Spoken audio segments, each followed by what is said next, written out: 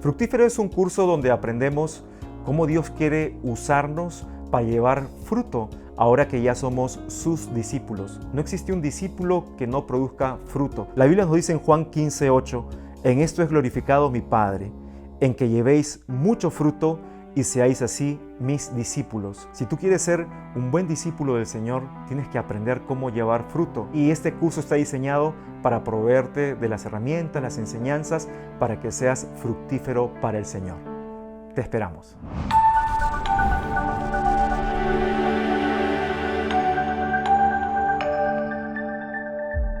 Hola, bienvenido a nuestro servicio en línea de Raíces y Alas. Gracias por conectarte una vez más con nosotros. Si te conectas por primera vez, espero puedas disfrutar de esta transmisión. A continuación tenemos un tiempo de alabanza en el que te invito que le cantes al Señor y disfrutes de este tiempo especial con Él.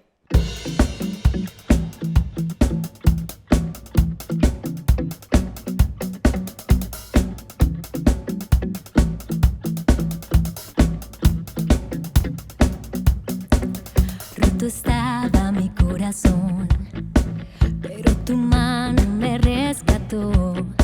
Del polvo yo volví a nacer.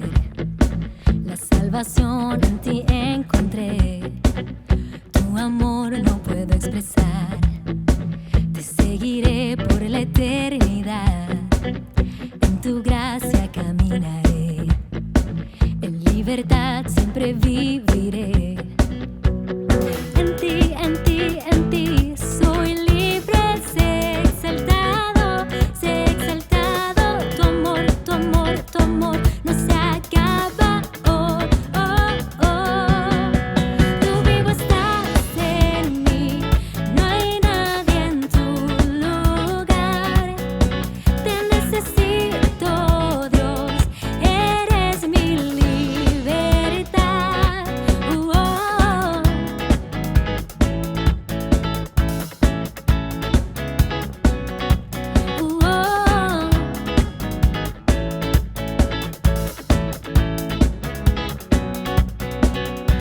Pasar por la oscuridad, su luz siempre me guiará. Mis cadenas Jesús rompió, con su mano me rescató. Este mundo terminará, te seguiré hasta el final. Haz en mí, Dios, tu voluntad. Venga tu reino a este lugar. Sí, en ti soy libre, sé exaltado, tu amor, tu amor, tu amor no se acaba, oh, oh, oh. Tú vivo estás en mí, no hay nadie en tu lugar. Te necesito, Dios, eres mi libertad, oh, oh.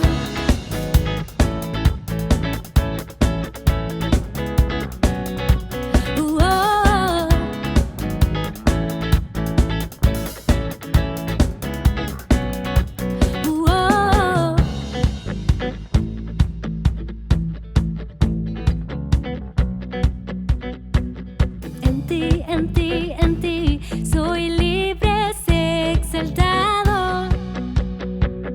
En ti soy libre, sé exaltado, tu amor, tu amor, tu amor no se acaba, oh, oh, oh. Tú vivo estás en mí, no hay nadie en tu lugar. Te necesito, Dios, eres mi libertad. Tú vivo estás en mí, no hay nadie en tu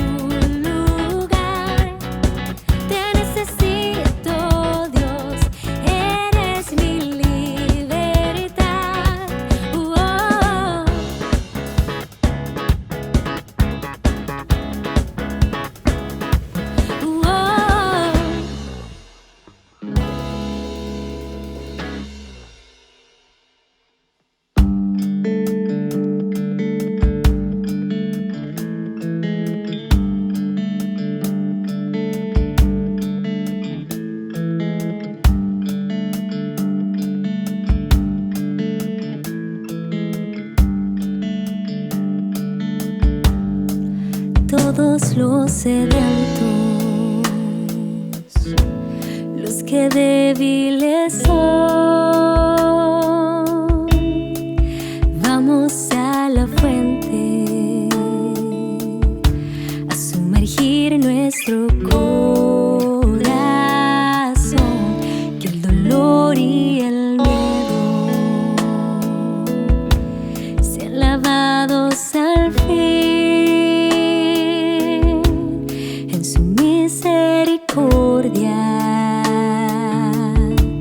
Clama mi corazón por ti y dice: ven, oh Cristo, ven. Ven, oh Cristo, ven. Todos los sedientos, los que débiles son,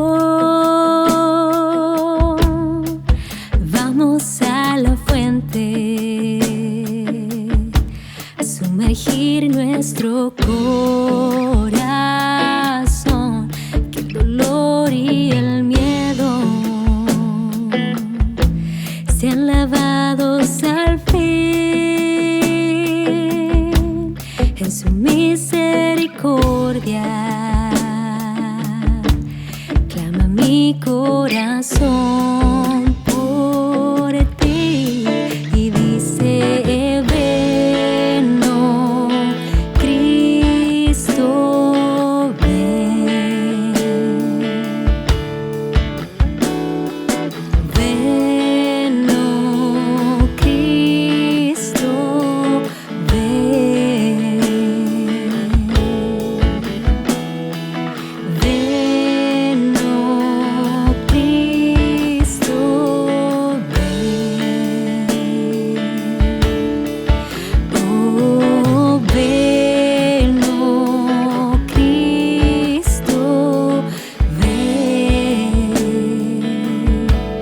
Clama mi corazón por ti, clama mi corazón por ti, clama mi corazón por ti y dice: ven, oh Cristo, ven.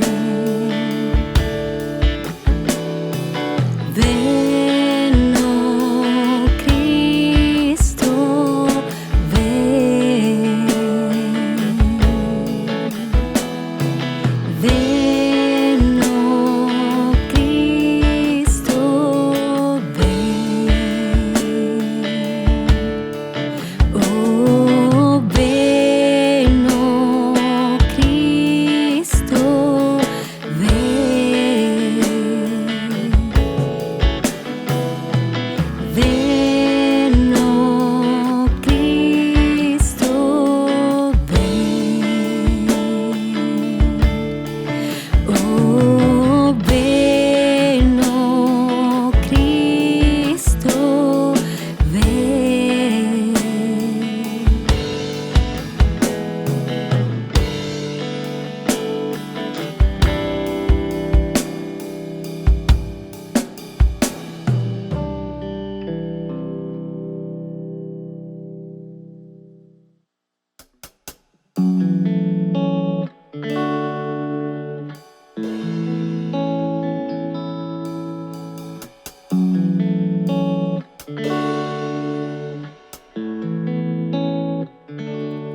Es su forma de mirar, viendo todo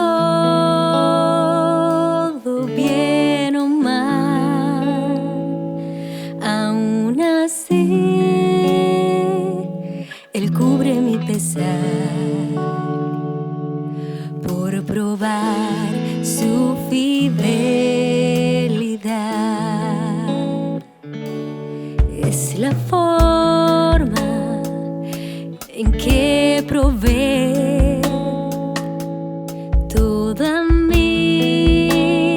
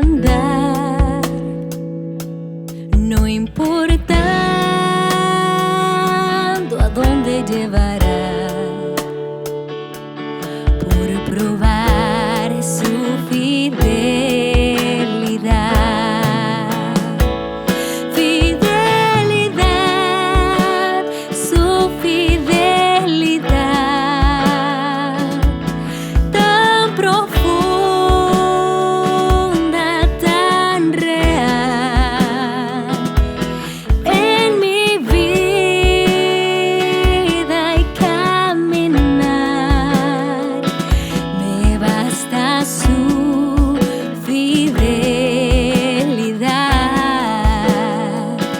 Me basta su fidelidad.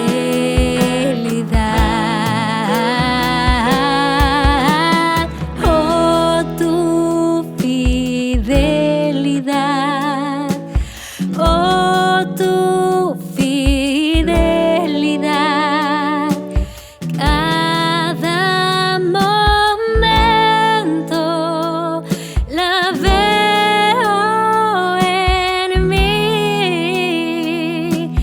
Nada me falta, pues todo provees. Grande Señor es tu fidelidad.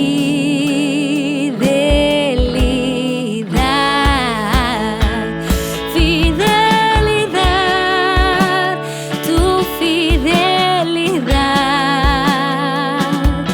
tan profunda, tan real en mi vida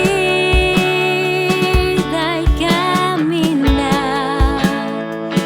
Me basta tu fidelidad.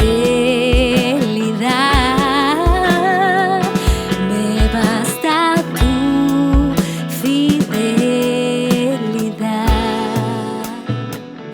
Me basta tu fidelidad.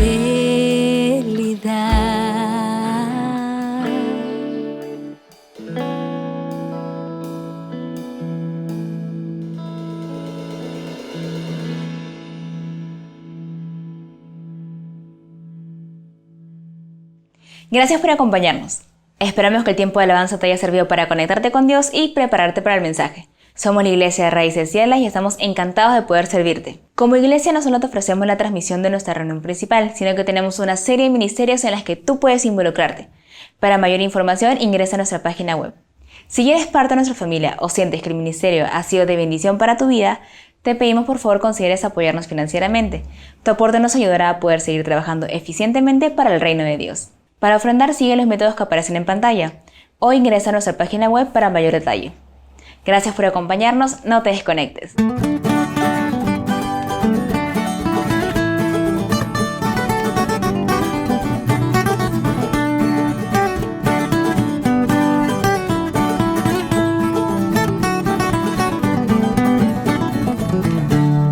Muchas gracias por acompañarnos en esta transmisión. Espero que hayas disfrutado ese lindo tiempo que hemos tenido de alabanza, de adoración al Señor. Y ahora vamos a prepararnos con esa misma pasión, con ese mismo deseo para escuchar la palabra de Dios. Acompáñame por favor a orar para pedir su dirección. Como siempre te digo, es imposible estudiar la palabra de Dios si es que no buscamos la dirección, la guía y liderazgo del Espíritu Santo, quien es el autor de la Biblia. Acompáñame por favor a orar. Señor, te quiero dar gracias por este tiempo que hemos tenido de alabarte, pero principalmente, Señor, te quiero agradecer por este tiempo en el que vamos a abrir tu palabra, Señor. Realmente no somos dignos, Señor, en primer lugar, de ser llamados tus hijos, pero menos aún, Señor, de pretender siquiera interpretar, entender lo que tu palabra nos dice, pero si podemos hacerlo, Señor, es por el Espíritu Santo y por gracia. Te pedimos que nos ayudes, que nos dirijas, Señor, que permita, Señor, que no nos desviemos ni pongamos ninguna carga humana, ningún prejuicio a lo que tú nos quieres enseñar, sino que podamos entender con claridad directamente de ti, Señor, el mensaje que tienes para nosotros hoy y que podamos con sencillez, Señor, no solamente escucharlo, sino estar dispuestos a aplicarlo. Te lo pedimos, Señor, en tu nombre. Amén y amén. Muy bien. Hemos venido estudiando la epístola de 2 de Timoteo. El estudio se llama El legado. Ya sabes, esta epístola es la última que escribe el apóstol Pablo, estando ya en la cárcel a punto de morir. Ya de hecho, algunos estudiosos dicen que en el momento en que Pablo escribe esta epístola ya había una sentencia de muerte contra él y él la sabía. En esta epístola le hemos titulado El legado precisamente porque Pablo delega, al saberse ya a punto de su ejecución, predicación, Pablo delega el encargo de su ministerio, el ministerio de la palabra, se lo delega a su hijo espiritual Timoteo, ¿no? El capítulo 1 le pusimos el legado del valor, el capítulo 2 le pusimos el legado de la resistencia, el capítulo 3 el legado del carácter, y estamos viendo desde hace algunas sesiones el capítulo 4, que es el legado del ministerio. Y en cuanto al ministerio, ya hemos visto la primera parte del capítulo, lo cual tiene que ver con el encargo del ministerio. Hemos visto que el que encarga es Pablo, pero pone de testigos a Dios y a Jesucristo. Hemos visto lo que encarga, que es la predicación, la proclamación del Logos, es decir, del Señor Jesucristo, de su evangelio, ¿no? No es una predicación de algo humano, no es una promoción personal, no es traer a la fama un ministerio en particular, no es volverse influencer, youtuber, no, es predicar el evangelio de Jesucristo. Y vemos que este encargo tiene una razón también, ¿no? Y eso lo estudiamos la sesión anterior, y la razón era de que había en los últimos tiempos, que ya eran los tiempos que vivía Pablo y Timoteo, por cierto, había una proliferación de gente de las iglesias que no iba a sufrir, no iba a tolerar la sana doctrina, y de eso hablamos la semana pasada, pusimos varios ejemplos, ¿no? La palabra para sana es la misma palabra que en nuestro idioma se traduce para higiénico o para saludable de alguna manera, ¿no? Entonces, todo aquello que nos hace bien a la salud espiritual, lamentablemente el hombre lo rechaza, está en su naturaleza, incluso hasta para la salud física, como vimos en la sesión anterior, ¿no? Pero Pablo le dice que en esta época que la gente iba a rechazar la sana doctrina, que no le iba a tolerar, de todas maneras iban a tener lo que Pablo denomina comezón de oír, es decir, ganas de escuchar, pero esas ganas estaban mal enfocadas. Querían escuchar y quieren escuchar, y es lo que vemos actualmente. Quieren escuchar solo lo que desean.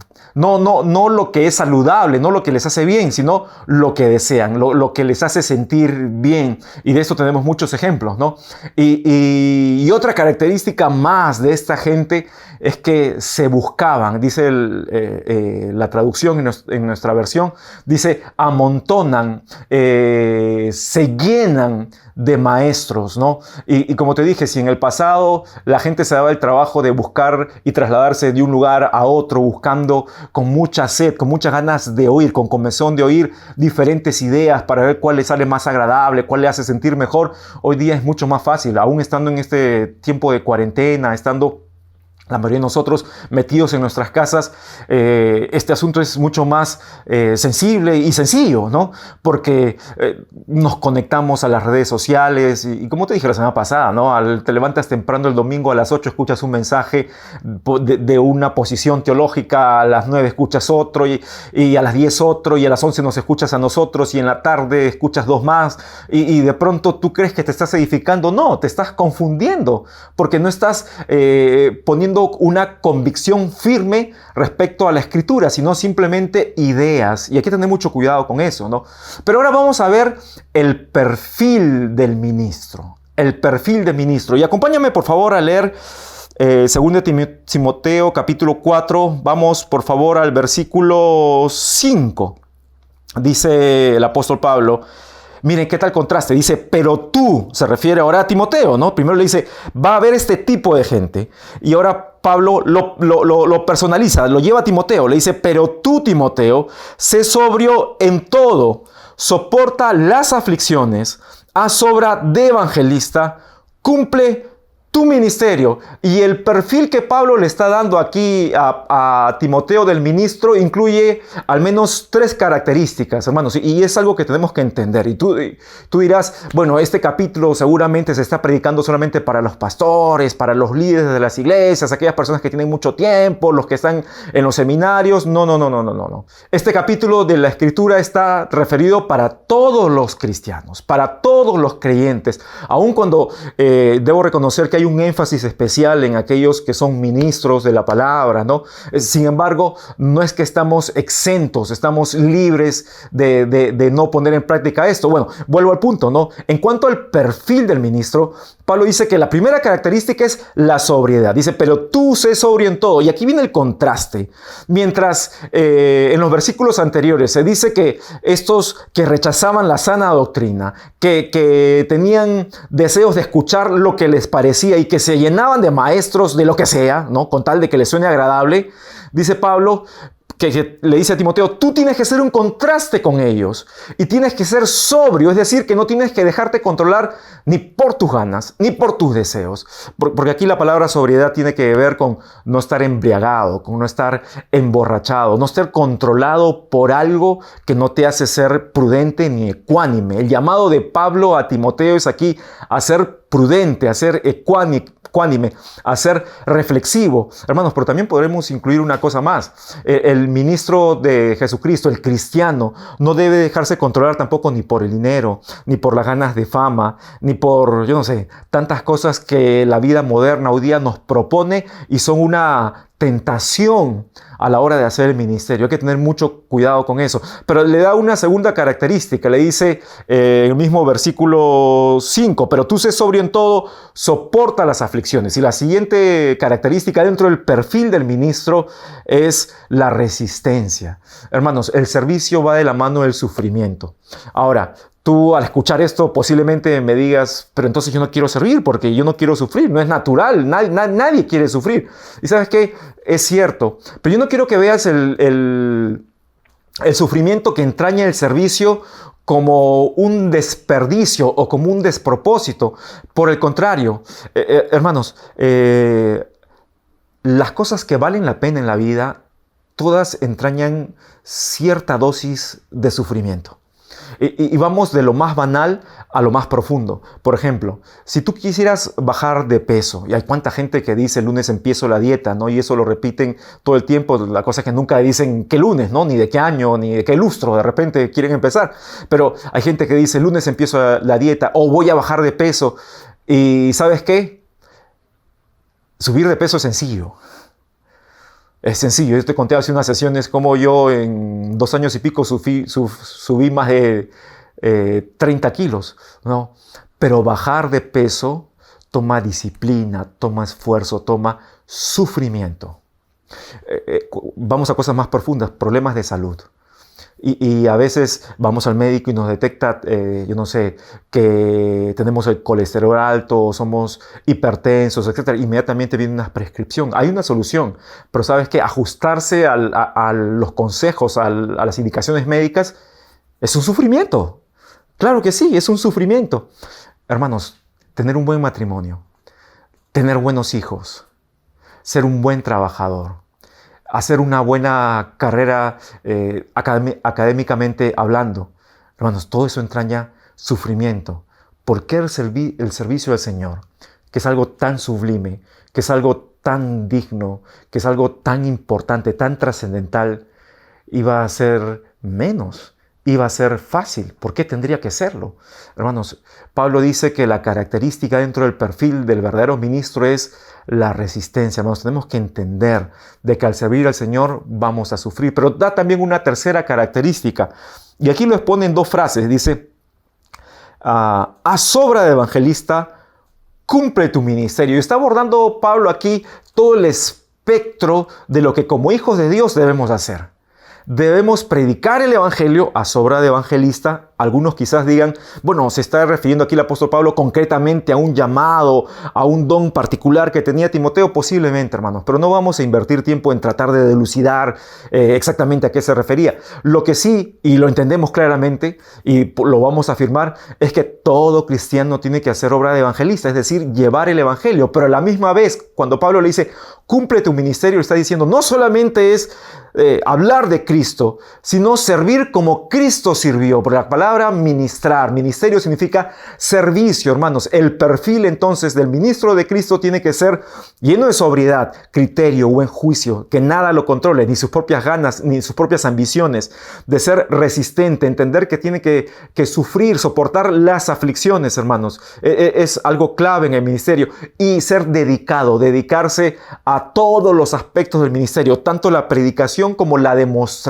del amor a los demás en servicio, ¿no? Pero a continuación vamos al versículo 6, donde en Pablo del 6 al 8 exactamente le plantea otro tema a Timoteo, y es el tema ya no del perfil, sino de el modelo del ministro. El modelo del ministro. Acompáñame a leer, por favor, esos versículos.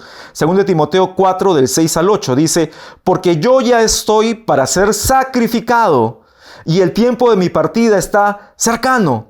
He peleado la buena batalla, he acabado la carrera, he guardado la fe. Por lo demás, me está guardada la corona de justicia, la cual me dará el Señor, juez justo, en aquel día. Y no solo a mí, sino también a todos los que aman su venida. Mira, Pablo aquí cambia un poco el tono de la epístola. Desde el comienzo de la epístola, Pablo se dirige a Timoteo y le dice: tú, Timoteo, tienes que hacer esto, tú debes ser así, no seas así, Timoteo. Habla de terceros, ¿no? En los postreros días vendrán hombres que serán así y tendrán, rechazarán la sana doctrina. O sea, Pablo de hablarle a Timoteo en segunda persona, de hablar de otros en tercera persona de plural, de pronto aquí cambia el tono y comienza a hablar de sí mismo. Y a partir de aquí, Pablo hace más de 20 menciones, algunos dicen 25, más de 20 menciones, hermanos, a lo que vendría a ser su propia persona, de una manera u otra. ¿Y por qué hace esto Pablo? ¿Es que acaso Pablo ahora entraba a su fase egoísta, ¿no? Ególatra, donde quería magnificarse? No. Pablo, en estos versículos que hemos leído y que vamos a explicar, lo que quiere hacer es transmitirle a Timoteo la forma en cómo se hace el ministerio.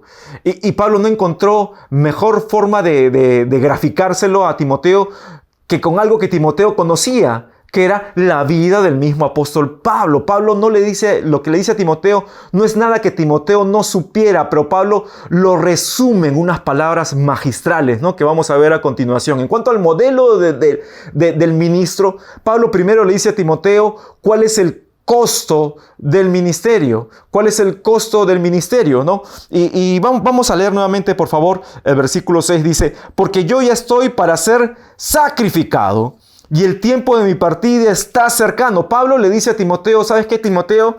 Si tú haces bien el ministerio, si tú sirves bien al Señor, si tú consagras tu vida a cumplir con la misión que Dios te ha dado para cumplir aquí, cumplir la gran comisión, cumplir el gran mandamiento, ¿sabes qué va a pasar, Timoteo? Y le dice algo muy diferente a las enseñanzas contemporáneas, hermanos. No es de que vas a tener una iglesia llena, no es de que vas a tener riquezas y vas a viajar por todo el mundo y toda la gente te va a hacer, bravo, yeah, yupi. No. Pablo dice a Timoteo, mira, yo hice todo eso. ¿Y qué es lo que recibo? El costo del ministerio. Ya estoy para ser sacrificado. Y aquí en griego la idea de ser sacrificado es ser derramado, ser vertido como una ofrenda. Qué interesante, hermanos. Pablo define el costo del ministerio como un constante derramamiento, un constante despojo de sí mismo. Quizás por eso Pablo, años antes de escribir esta epístola en Filipenses, dice que Cristo nos dio un ejemplo y nosotros tenemos que tener ese mismo sentir, el cual se vació a sí mismo, dice en griego, Filipenses 2, ¿no? Se vació a sí mismo, hermanos. Pero no solamente dice que está listo para ser derramado como una ofrenda, como una libación, sino que dice que el tiempo de su partida está cercano. Y es interesante porque en griego la idea de el tiempo de su partida tiene que ver con dos figuras que eran muy conocidas en esa época, ¿no? En primer lugar era la figura del barco que había estado amarrado en un puerto, en una marina, y que tenía que ser, y de pronto era soltado. sus amarras eran liberadas para poder alejarse del puerto que no era su puerto. Y la otra figura, ¿no?, a la cual atiende la misma idea en griego es de aquella campaña militar, donde estaba el campamento de los soldados, ¿no? En el campo de batalla, preparados todo el tiempo, atentos para la guerra, y de pronto el general decía: ¿saben qué, muchachos? Se acabó la guerra, desarmen sus carpitas, nos vamos a casa. Mira cómo estos dos ejemplos eran tan gráficos para lo que el apóstol Pablo sentía. ¿Sabes? El apóstol Pablo vivió entendiendo toda su vida dos cosas, hermanos, y son dos cosas tan profundas y que muchas veces nosotros olvidamos, pero que Pablo las tenía clavadas ahí en su mente y en su corazón. La primera cosa que Pablo tenía siempre y que era consciente, hermanos, la encontramos en el libro de Filipenses capítulo 3. Acompáñame por favor a Filipenses capítulo 3. Versículos del 20 al 21. Bueno, Filipenses 3 es un capítulo magistral, ¿no? Donde Pablo, y todos conocemos este pasaje, donde Pablo dice que todos los logros que él había tenido, todos los logros personales, todo su currículum vitae hasta ese momento eran basura. O sea, no es que humanamente no sirvieran para nada, pero comparados con conocer al Señor, el poder de su resurrección, Pablo decía: esto no sirve para nada. No me sirve para nada, ¿no? Pero Pablo va concluyendo, sigue avanzando, por supuesto, el capítulo 3 y nos dice lo siguiente en los versículos 20 y 21. Dice: mas nuestra ciudadanía está en los cielos, de donde también esperamos al Salvador, al Señor Jesucristo, el cual transformará el cuerpo de la humillación nuestra para que sea semejante al cuerpo de la gloria suya, por el poder con el cual puede también sujetar a sí mismo todas las cosas. Yo dije que Pablo vivía con dos cosas en mente siempre. Él estaba aferrado a dos conceptos que permitían de que él no se distraiga de su ministerio. El primero era que su estadía aquí era temporal. Por eso es que dice: ya soy como ese barco que estaba amarrado en un puerto ajeno y que por fin se le sueltan sus amarras para por fin regresar. O por eso es que da la idea también de ese soldado que había estado en campaña militar y que el general le había dicho: ¿sabes qué? Desarma tu carpita, nos vamos a casa. Pablo sabía que todo lo que había estado haciendo aquí, hermanos, era temporal. Muchos de nosotros pensamos que aquí vamos a vivir para siempre. Y no es cierto. No es cierto. Yo no sé si de repente este tiempo de cuarentena, de dificultad, te ha hecho confundirte un poquito y pensar: ay, qué desgraciada va a ser mi vida aquí, qué terrible, hermanos. Y por si acaso, siempre aclaro esto: no es que yo no esté tomando con seriedad ni le esté dando la real dimensión al problema que estamos pasando, por supuesto, y cada vez se vuelve más agudo, ¿no? Y tenemos que orar y tenemos que aferrarnos al Señor cada vez más y preocuparnos unos por otros, claro que sí. Sin embargo, hay que tener mucho cuidado con confundirnos y pensar de que todo lo que nos pasa aquí es la peor desgracia porque toda nuestra vida está aquí. No, toda nuestra vida no está aquí. Esto es una pequeña parte de nuestra vida. Pablo decía: mi ciudadanía no está aquí, está en los cielos. Pero la segunda cosa que Pablo tenía clara la encontramos en Filipenses capítulo 1.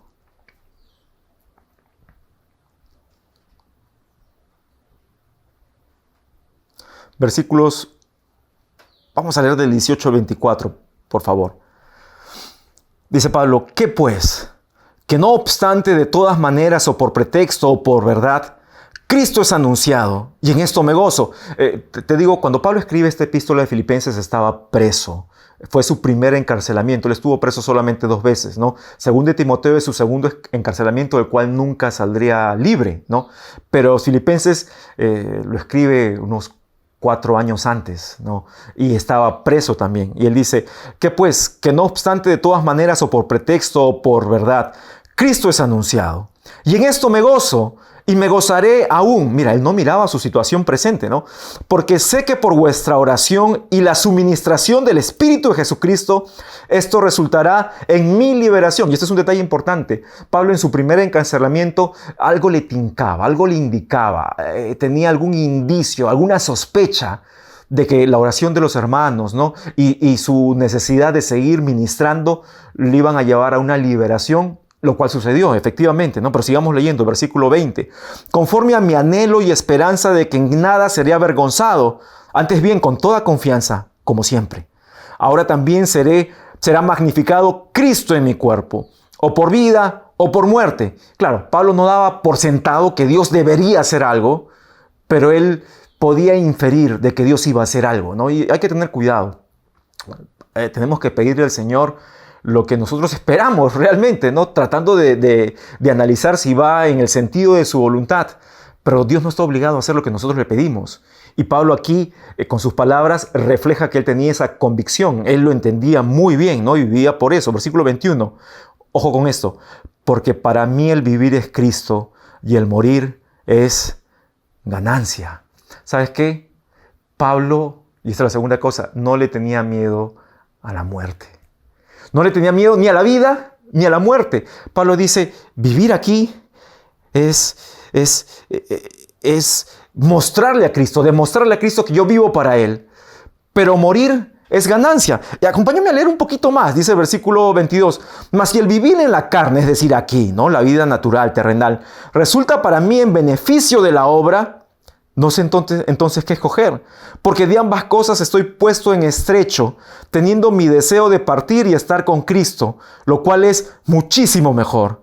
Pero quedar en la carne es más necesario por causa de vosotros. Entonces Pablo vivía con esto en la cabeza, ¿no? Su estadía temporal, su ciudadanía estaba en el cielo, por eso no tenía miedo de morir, ni tenía queja de quedarse viviendo, porque aún estando preso, él decía, yo disfruto vivir porque puedo ser útil en el ministerio, ¿no? Pero vamos a seguir leyendo, volvemos por favor a segunda de Timoteo, capítulo 4.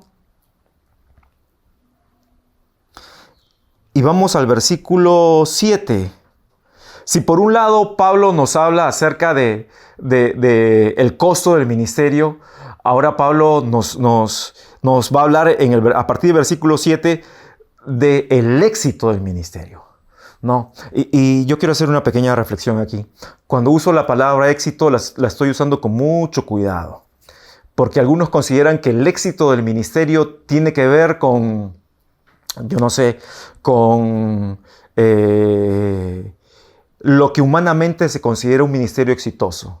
Tener muchos recursos, tener grandes edificios, tener muchas propiedades, ser muy famoso, y yo no sé, tantas cosas que yo no digo que si el Señor te las manda no estén bien, ¿no? Pero hay muchos que lo ponen como una meta. Pero ¿sabes qué? Eso no señala el éxito en el ministerio. Y mira, ahorita que estamos en esta época de pandemia, aquí vemos lo que realmente significa el ministerio. El alcanzar a las personas. El alcanzar directamente a las personas. Ya lo que tiene que calar en la vida de las personas ya no es lo lindo de tu local, ya no es lo extraordinario de tu programa con luces y todo, sino es, y debería ser, el mensaje. Lo triste es que, como te dije la semana pasada y al comienzo de este estudio, hay mucha gente que todavía sigue escuchando cualquier cosa. Se conforma con cualquier cosa por no conocer la palabra de Dios, ¿no? Y eso es una lástima. Pero si Pablo aquí habla del costo del ministerio, como te dije, en el 7 habla del éxito del ministerio. Y el éxito lo define en 3 conceptos. Dice, en primer lugar, he peleado la buena batalla. ¿A qué se refería Pablo con pelear? Y de hecho, en el griego la idea es todo tipo de competencia que amerita resistencia, fuerza, valor, ¿no? Pablo dice, peleado la buena batalla. Y hermanos, si hace un instante te dije que el servicio está atado al sufrimiento, el vivir para el Señor es una lucha permanente. ¿Sabes por qué? Porque no nos resulta natural. ¿Tú crees que si nos resultara natural vivir para el Señor, cumplir con las cosas que Él nos establece en su palabra, desarrollar con alegría el ministerio, ¿tú crees que hubiera tantos consejos, tanta instrucción en la Biblia al respecto? Y toda esta enseñanza, todo este ánimo que nos da la Escritura para vivir para el Señor, para servir al Señor, es porque no nos resulta natural, hermanos, es una lucha permanente. Y lo que a mí muchas veces me apena es que muchos de nosotros tenemos tan bajo es tan pobre, tan pequeño nuestro umbral de tolerancia al sufrimiento en el ministerio, a la lucha en el ministerio, que rápidamente nos agotamos y nos quejamos. Hay gente, hermanos, que en la época en que nos reuníamos en locales, ¿no?, se dedicaba a arreglar las sillas, iba temprano, el primer mes muy alegre, muy feliz, el segundo mes más o menos, el tercer mes ya se estaba quejando, ¿no?, porque no vienen los demás a ponerle, y de pronto servir al Señor se vuelve una carga. El servir al Señor, hermanos, está hasta en los detalles más pequeños. Hay gente que recibe al Señor y al comienzo tiene mucho entusiasmo y se levanta y duerme con la Biblia al costado, ¿no?, y la abraza como si fuera una almohada, ¿no?, y se acurruca en la Biblia y lo primero que quiere hacer es leerla, pero pasan, no sé, unos meses y de pronto ya la Biblia no está como su almohada, sino que la pone en la cabecera, y después la Biblia está en la sala, y después la Biblia no sabe ni dónde está, y apenas tiene que ponerse a buscarla por toda la casa para llevarla el domingo a la iglesia y soplarle el polvo, hermanos, porque nos vamos agotando. De pronto, cuando sentimos que algo ya nos exige un poquito más de entusiasmo, de iniciativa, cuando se pone difícil, cuando nos damos cuenta de que hay que luchar, insistir por algo en el sentido espiritual, lo abandonamos. Y hay muchos de nosotros que nos quejamos, por ejemplo, en esta época de cuarentena, ya estamos perdiendo la fe, perdiendo la confianza en el Señor por la gravedad de la situación, hermanos. Como te digo, no niego que sea grave, pero nuestro Señor es más grande. O sea, hay problemas, hay dificultades, hay reducción de los ingresos, hay todo esto, pero también hay Dios. Y no hay que olvidarnos de eso. Y nuestra vida está encadenada, afincada, depositada, como decía el apóstol Pablo en el capítulo 1 de 2 de Timoteo, en Dios. Ahora, ¿a qué lucha se refiere el apóstol Pablo? ¿A las luchas de no quiero leer la Biblia? ¿A la lucha de no quiero orar? ¿A la lucha de la iglesia está muy lejos? ¿A la lucha de este local de esta iglesia no tiene clase, no tiene cuna para mis hijos? ¿A esa lucha se refiere el apóstol Pablo? No. Acompáñame por favor al libro de 2 de Corintios.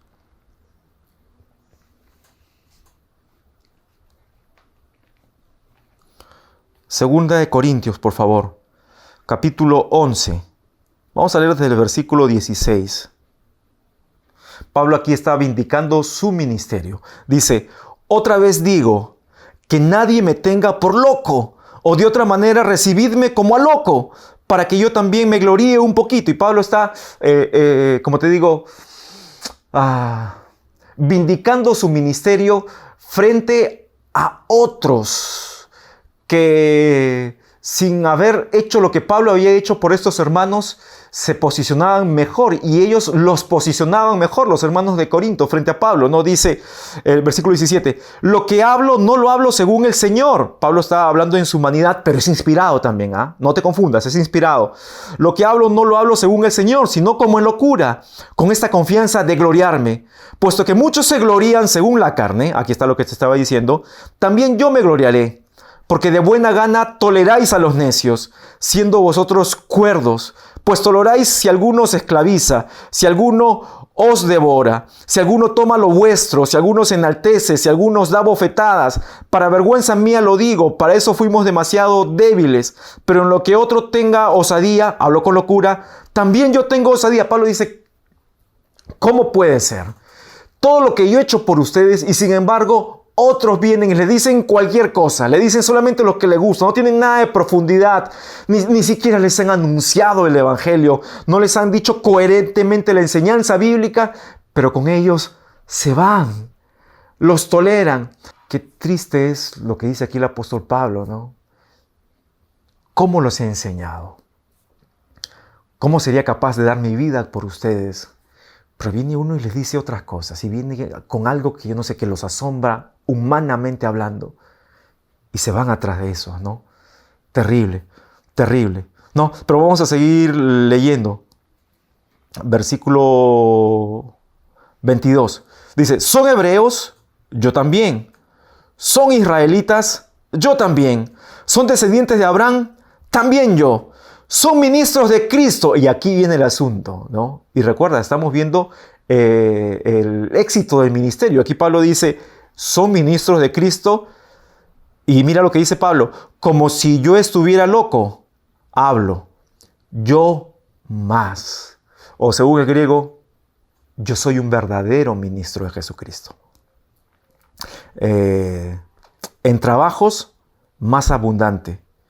Y mira la lucha del apóstol Pablo. Para que entendamos, hermanos, a veces nosotros le llamamos lucha y decimos, y es curioso porque a veces yo me encuentro con un hermano en Cristo, ¿no? Bueno, ahora no me encuentro con nadie solamente por espacio virtual, ¿no? Pero algunas veces me encontraba con personas, ¿no? ¿Y qué tal? ¿Cómo estás? Ahí luchando, ¿no? Y con una cara, pues, de tristeza, de fracaso, de desesperación, de decepción, ¿no?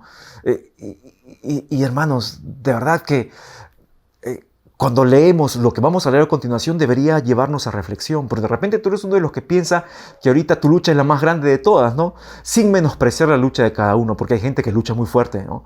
Y de eso no cabe duda, ¿no? Y son ejemplos para nosotros porque siguen fieles al Señor. Pero mira, voy a volver a leer el versículo 23, dice, son ministros de Cristo, como si estuviera loco, hablo, yo más. Mira, en trabajos más abundante, en azotes sin número, en cárceles más, en peligros de muerte muchas veces. De los judíos 5 veces he recibido 40 azotes menos 1. 3 veces he sido azotado con varas, 1 vez apedreado, 3 veces he padecido naufragio. 1 noche y 1 día he estado como náufrago en el mar. En caminos muchas veces, en peligros de ríos, peligros de ladrones, peligros de los de mi nación, peligros de los gentiles, peligros en la ciudad, peligros en el desierto, peligros en el mar, peligros entre falsos hermanos, en trabajo y fatiga, en muchos desvelos, en hambre y en sed, y en muchos ayunos, en frío y en desnudez, y además de otras cosas, lo que sobre mí se agolpa cada día, la preocupación por todas las iglesias. Hermanos, esto es conmovedor. Mira la lucha a la que se refería el apóstol Pablo. Pablo le dice a Timoteo, Timoteo, el éxito en el ministerio es que tú puedas llegar a decir, he peleado la buena batalla, he peleado. Y mira con todo lo que luchó el apóstol Pablo. A mí nunca me han azotado por Cristo. Jamás. Te digo así nomás brevemente, he pasado una vida muy dura. Algunos conocen mi testimonio, he pasado una vida muy desafiante, pero el Señor me estuvo conmigo y está conmigo siempre. Pero nada de lo que yo he pasado se compara a la lucha que tuvo el apóstol Pablo. Hermanos, ¿cómo puede ser posible que nosotros sintamos que nuestra lucha es demasiado grande, que lo que estamos viviendo es demasiado terrible, si ni siquiera ni tú ni yo nos hemos encontrado una noche naufragando en el mar, día y noche, como dice aquí el apóstol Pablo? Mira, dice, se pasó un día, 24 horas a la deriva en alta mar. Peligros de los de la nación, peligros en el desierto, peligros entre falsos hermanos. ¿Qué tal ejemplo el apóstol Pablo, hermanos? Una cosa es empezar con ilusión, con pasión, como cuando todos venimos a Jesucristo. Y otra cosa es terminar con esa misma pasión. Como dice aquí el apóstol Pablo, he peleado la buena batalla. ¿Sabes qué? Pablo, cuando dice esto, sabía de que iba a ser ejecutado, de que no iba a salir de esta prisión, de que ahí acababa. Por eso le dice, ya estoy para ser sacrificado. Pero ¿sabes qué? No encontramos a Pablo, en primer lugar, quejándose porque iba a ser muerto. No encontramos a un Pablo renegando de su destino próximo. No encontramos un Pablo pidiendo cadena de oración para que se le libre de esta sentencia. Encontramos un Pablo en este momento entendiendo de que ya había sido completado todo aquello por lo cual el Señor lo había llamado. He peleado la buena batalla. Hermanos, yo quiero dejarte con este pensamiento y quiero terminar allí este estudio. Ya lo completamos la siguiente sesión. ¿Sientes que estás luchando demasiado? ¿Es de verdad eso? ¿Tú crees que tu lucha es muy grande? ¿Tú crees que el Señor te debe algo? Mira, Pablo, cuando le escribe a los Corintios, el pasaje que hemos leído en 2 Corintios 11, Pablo lo dice entendiendo una cosa. Y le transmite eso a los hermanos de Corinto, ¿no? En mi carrera como cristiano y como ministro, nadie me ha regalado nada. Nadie me ha regalado nada. Y muchos de nosotros ignoramos o menospreciamos las facilidades que hemos tenido o que tenemos en nuestras vidas. Es cierto, algunos ven sus ingresos disminuidos, pero te aseguro que hasta el momento de esta transmisión y que estás escuchando este mensaje has tenido que comer. ¿No es eso suficiente? Muchos están renegando que estoy metido en mi casa y ya no sé qué hacer. Oye, pero tienes un techo. Tienes un techo. No tienes que vivir en el desierto como Pablo. No tienes que estar en peligro de hipotermia en el mar como lo pasó Pablo. Muchos están renegando en sus casas porque el gobierno no toma buenas decisiones y todo lo que está pasando es tan injusto, ignorando, hermanos, de que tenemos un Señor que está por sobre todo y que las cosas que pasan son porque Él las permite con un propósito. Pablo tenía claro todo esto. Pablo, cuando describe en 2 Corintios todas estas cosas, él añade, ¿no? Aparte de todas estas luchas que había tenido, Pablo dice, y lo más grande que está sobre mí es la preocupación por las iglesias. Hermanos, la única manera de poder salir de nuestra preocupación personal es cumplir el gran mandamiento, comenzar a preocuparnos por otros, como hacía el apóstol Pablo. ¡Qué hombre, hermanos! ¡Qué hombre! Pero ¿sabes qué? El apóstol Pablo fue como tú o como yo, un ser humano. Un ser humano.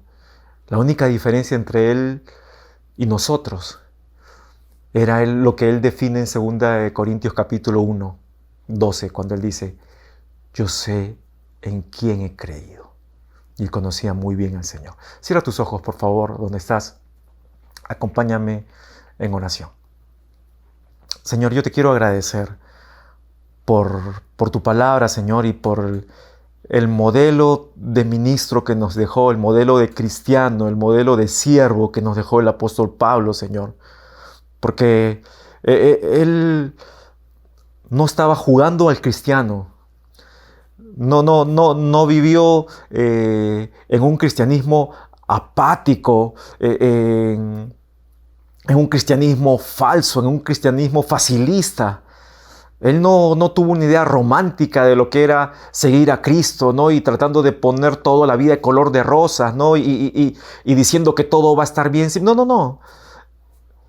Era un hombre a carta cabal que supo consagrar su vida y se dedicó al servicio de Jesucristo. Y es un modelo del éxito en pelear la buena batalla. Y ahí donde estás, yo te pido que le digas al Señor, Señor, tú conoces mis luchas. Y el Señor conoce tus luchas. Pero quiero que le digas también con toda honestidad, Señor, a veces creo que mis luchas son más grandes que tú. ¿Y sabes qué? Eso es un error. Ninguna lucha personal es más grande que nuestro Dios. Ninguna. Y las luchas que tenemos, hermanos, deberían más bien conducirnos a afianzar nuestra confianza en el Señor y a entender de que hay luchas más dignas todavía que nos esperan por delante si somos fieles. Si somos fieles. Así que ahí donde estás, dile, Señor, ayúdame a pelear la buena batalla hasta que tú me lleves, Señor. De repente tú vives pensando que toda tu vida está acá. De repente tú vives pensando de que toda tu esperanza, y por eso estás desesperado en medio de esta situación, ¿no? Lo más lindo que te puede pasar en la vida es tu existencia en la tierra, y no es cierto. No es cierto, y posiblemente haya cosas muy lindas y las hay en la tierra, ¿no? Yo tengo mis hijos, tengo mi esposa, tengo la oportunidad de servir al Señor, son experiencias lindas que uno vive, son cosas fascinantes, beneficios que el Señor nos da, hermanos, pero hay algo más grande, más sublime, y es lo eterno, es la eternidad al lado del Señor. Tu vida no está aquí, entiéndelo, cambia de perspectiva. Eres un ciudadano del cielo. No tengas miedo a vivir aquí, aunque sea de repente por esa etapa difícil. No tengas miedo. No vivas a sobresalto en esta etapa. Vive confiado. Vive confiado. Y recuerda, un día vamos a estar delante del Señor. Y un día todo lo que la temporalidad de nuestra vida nos plantea aquí, se va a acabar. Se va a acabar. Señor, queremos pelear la buena batalla en tu nombre. Ayúdanos, Señor. Ayúdanos para mantener esta perspectiva y con esa perspectiva vivir diariamente. En tu nombre, Jesús. Amén y amén. Hermanos, muchas gracias por acompañarnos en este mensaje. No te vayas, todavía no te desconectes. Todavía tenemos unas cosas más para compartir contigo y, por supuesto, una alabanza más. Que Dios te use. Somos Raíces y Alas y queremos que sigas conectado con nosotros. Es nuestro deseo como iglesia ayudarte a conocer mejor a Dios a través de su palabra. Por ello, te contamos de nuestras oportunidades de crecimiento para este mes. Cada domingo te ofrecemos la transmisión de nuestra reunión principal, donde le cantamos al Señor y escuchamos la enseñanza de su palabra. Puedes seguirla a través de nuestra página de Facebook. Todos los martes tenemos nuestras noches de crecimiento. La Biblia nos narra la fascinante historia del amor de Dios y nosotros la estudiamos de manera coherente y progresiva, aprendiendo los detalles y las grandes lecciones que Dios nos dejó. Puedes participar vía transmisión en vivo por YouTube y Facebook. También tenemos reuniones virtuales donde podemos interactuar y las ponemos a tu disposición. Reunión de hombres cada miércoles a las 9 p.m, reunión de oración cada jueves a las 9 p.m. y las reuniones de mujeres y matrimonios en las fechas indicadas. Además, podemos enviarte una breve reflexión bíblica de lunes a viernes a tu bandeja de email para que puedas meditar y practicar la palabra de Dios en tu vida cotidiana. Si quieres más información o quieres registrarte, por favor escribe a informes@raicesyAlas.org. Visita nuestra página web y síguenos en nuestras redes. Dios te use.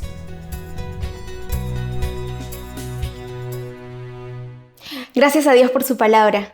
Te invito a que puedas ponerla en práctica día a día. Tenemos una última alabanza. Prepárate.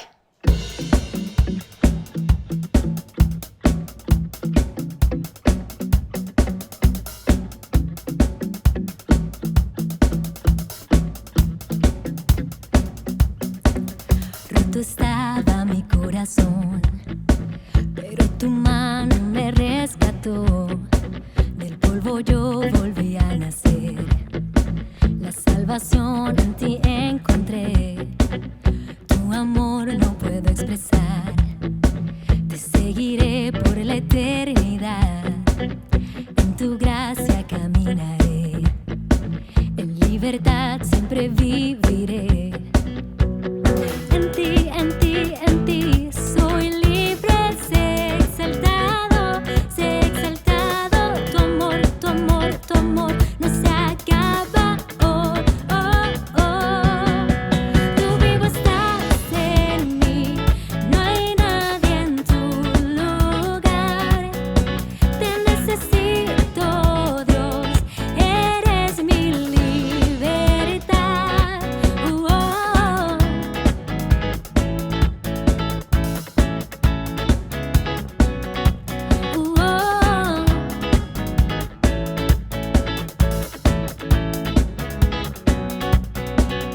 Al pasar por la oscuridad, su luz siempre me guiará. Mis cadenas Jesús rompió, con su mano me rescató. Este mundo terminará, te seguiré hasta el final. Haz en mí, Dios, tu voluntad. Venga tu reino a este lugar. Sí, en ti soy libre, sé exaltado, tu amor no se acaba.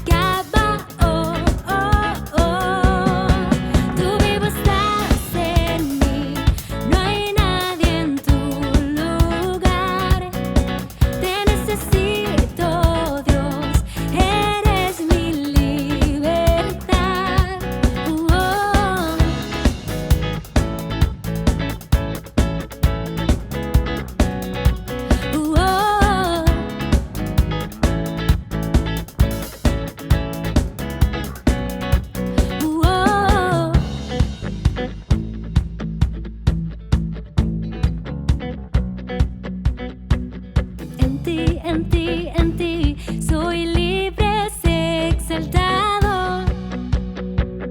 En ti, soy libre, sé exaltado, sé exaltado. Tu amor no se acaba. Oh, oh, oh. Tú vivo estás en mí, no hay nadie en tu lugar. Te necesito, Dios, eres mi libertad. Tú vivo estás en mí, no hay nadie en tu lugar. Te necesito, Dios, eres mi libertad.